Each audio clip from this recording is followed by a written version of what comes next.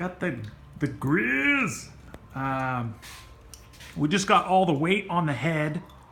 And then we got this gas shock rigged up here just for a little test.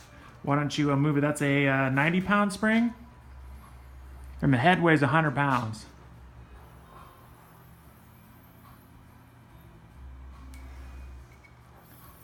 So it looks like it could maybe be a little stronger, or that might be good.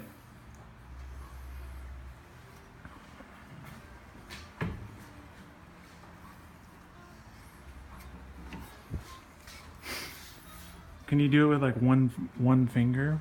No. Huh. So that's where we're at. I think we're gonna order a 100-pound spring from McMaster here. So we'll see how that goes, and then we can figure out the mounting for it. Thank you.